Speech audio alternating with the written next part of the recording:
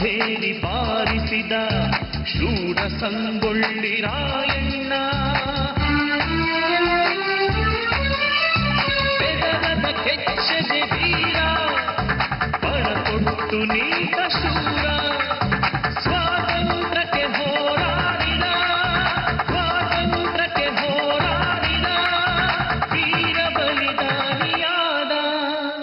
ವೀರ ಬಲಿದಾನಿಯಾದ ಮಾತೆಯ ಋಣ ತೀರಿಸಿದ.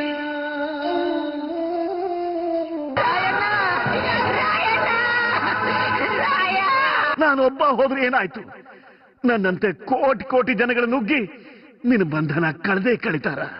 ಇದು ಸತ್ಯ ಸತ್ಯ.